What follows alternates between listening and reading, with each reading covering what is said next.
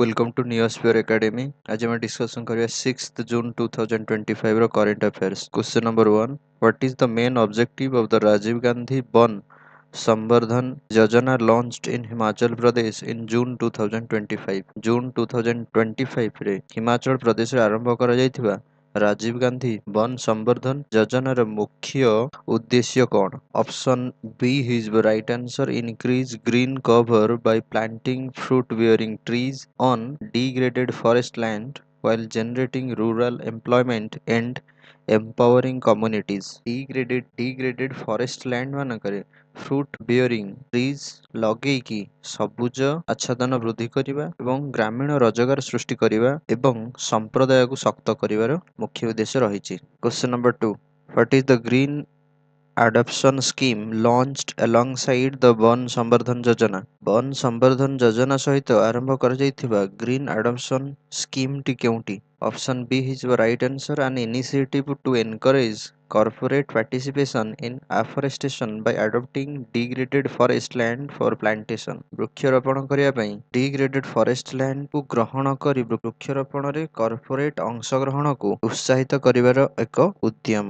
Question number 3. Which international body did India secure the presidency for the 2025 to 2028 term? Bharat 2025 ରୁ 2028 କାର୍ଯ୍ୟକାଳ ପାଇଁ କେଉଁ ଅନ୍ତର୍ଜାତୀୟ ସଂସ୍ଥାର ସଭାପତିତ୍ୱ ପାଇଛି? Option B is the right answer. International Institute of Administrative Sciences IIAS. Question number 4. Who has been elected as the president of IIAS for the 2025 to 2028 term? Option B is the right answer. V. Srinivas. V. Srinivas जे कि Secretary of the Department of Administrative Reforms and Public Grievances जे कि IIAS को lead करिवे। Question number 5. What is the स्वच्छता पखवाड़ा 2025 as observed by the Department of Biotechnology DBT जैव प्रଯୁକ୍ତି विभाग DBT द्वारा पालित स्वच्छता पखवाड़ा 2025 कौन? Option B is the right answer. A fortnight long cleanliness and public health campaign under स्वच्छ भारत मिशन।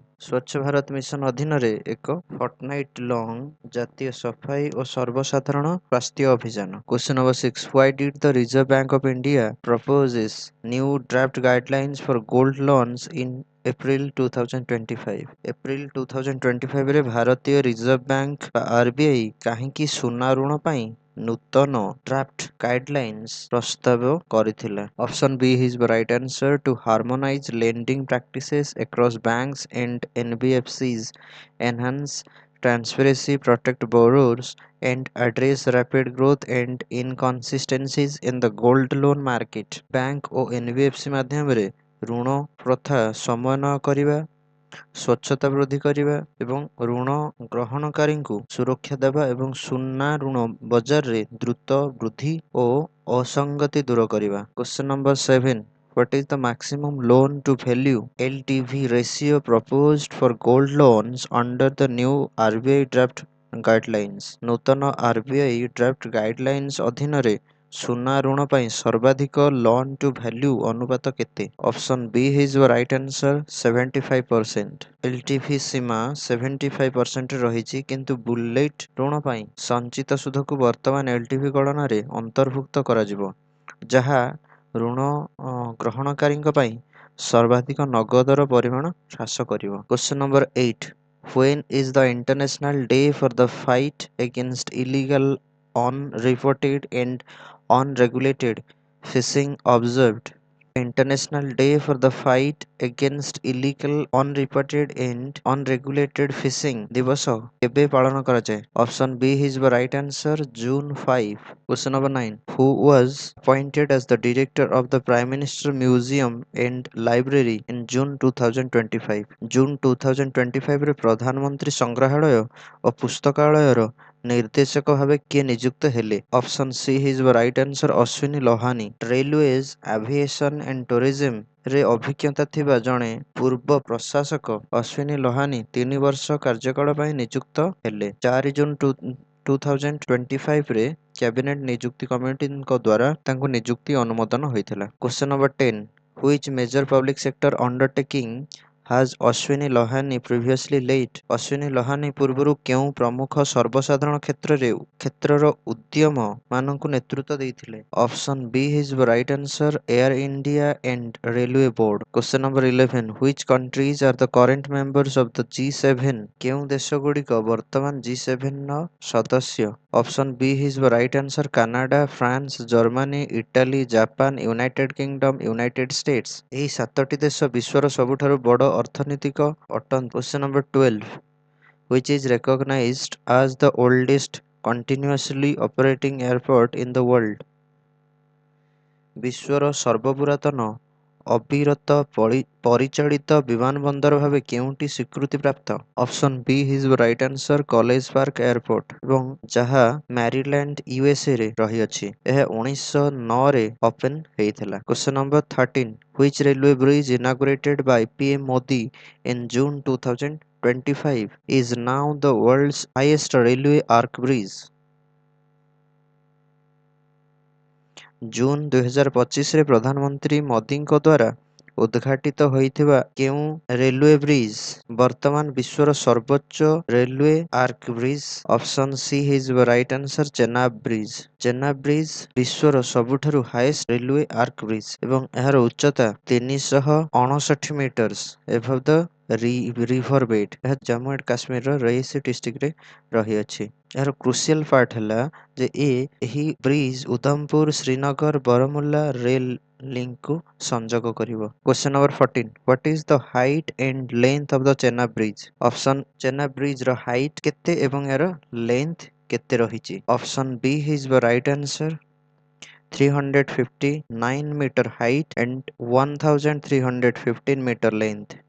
ଚେନାବ ବ୍ରିଜର ହାଇଟ୍ ରହିଛି 359 ମିଟର ଏବଂ ଯାହାକି tallest railway bridge in the world ଏବଂ ଏହାର ଲମ୍ବ ରହିଛି 1315 metre. Question number 15. What was the key policy decision taken at the RBI's 55th Monetary Policy Committee meeting in June 2025? June 2025ରେ RBIର 55ତମ ମନିଟାରୀ ପଲିସି କମିଟି ସଭାରେ ଗ୍ରହଣ କରାଯାଇଥିବା ମୁଖ୍ୟ ନୀତି ନିଷ୍ପତ୍ତି କ'ଣ ଥିଲା? Option B is the right answer repo rate reduced by 50 bps to 5.50%. Repo rate 50 bps ହ୍ରାସ କରି 5.50% କରାଗଲା। Question number 16. What is the new standing deposit facility SDF rate after the June 2025 MPC meeting? June 2025 MPC meeting ପରେ new standing deposit facility ହାର କେତେ? Option C is the right answer 5.25%। SDP ହାର repo rate ଠାରୁ 25 bps କମ୍ ବା 5.25% ରଖାଯାଇଛି। Question number 17. What is the main function of the repo rate in RBI's monetary policy? RBIର ମୁଦ୍ରାନୀତିରେ repo ରେଟ୍ର ମୁଖ୍ୟ କାର୍ଯ୍ୟ କ'ଣ? Option B is the right answer it is the rate at which RBI lends to commercial banks against government securities. ସରକାରୀ ସୁରକ୍ଷା ବିପକ୍ଷରେ RBI ବାଣିଜ୍ୟିକ ବ୍ୟାଙ୍କ ପାଇଁ ଋଣ ଦେବାର ହାର। ରେପୋ ରେଟ୍ ଅର୍ଥନୀତିରେ ରେଗୁଲେଟିଂ ଇନଫ୍ଲେସନ୍ ଓ ଲିକ୍ୱିଡିଟିର ନିୟନ୍ତ୍ରଣ ପାଇଁ ମୁଖ୍ୟ ଉପକରଣ। Question number 18. Which country has the world's largest metro network by the total route length in 2025? 2025ରେ ସମୁଦାୟ ରୁଟ୍ ଲେନ୍ଥ ଅନୁସାରେ ବିଶ୍ୱର ସର୍ବବୃହତ ମେଟ୍ରୋ ନେଟୱାର୍କ କାହାର? Option C is the right answer China. ଚୀନର ମେଟ୍ରୋ ସିଷ୍ଟମ 47ଟି ସହରରେ 10,000 କିଲୋମିଟରରୁ ଅଧିକ ଅଞ୍ଚଳ ଆବୃତ କରି ବିଶ୍ୱର ସର୍ବବୃହତ ମେଟ୍ରୋ ସିଷ୍ଟମ। ମୁଖ୍ୟ ମେଟ୍ରୋ ମଧ୍ୟରେ ସାଂଘାଇ ଯିଏକି 896 କିଲୋମିଟର ରହିଅଛି ଏବଂ 508 ଷ୍ଟେସନ ରହିଛି ଏବଂ ଏହାପରେ ବେଜିଂ ଯାହାର 523 ଷ୍ଟେସନ୍ସ ରହିଅଛି ଏବଂ ସେନଜେନ୍ 398ଟି ଷ୍ଟେସନ୍ସ ରହିଅଛି। Question number 19. Which is the single longest metro system in the world as of 2025? 2025 ସୁଦ୍ଧା ସିଙ୍ଗଲ ଲଙ୍ଗେଷ୍ଟ ମେଟ୍ରୋ ସିଷ୍ଟମ କେଉଁଟି? Option C is the right answer Shanghai metro. Shanghai metro ୱାର୍ଲଡର longest metro ଏବଂ ଯାହାର 896 kilometre track ରହିଅଛି ଏବଂ 508ଟି station ରହିଅଛି। ଏହା ବାର୍ଷିକ 3.7 ବିଲିୟନ୍ସରୁ ଅଧିକ ଯାତ୍ରୀ ବହନ କରେ। Question number 20 which Indian city has the largest metro network in the country as of 2025? 2025 ସୁଦ୍ଧା ଭାରତର ସର୍ବବୃହତ୍ ମେଟ୍ରୋ ନେଟୱାର୍କ କେଉଁ ସହରରେ ଅଛି? ଅପସନ୍ ସି ହେଇଯିବ ରାଇଟ୍ ଆନ୍ସର ଦିଲ୍ଲୀ।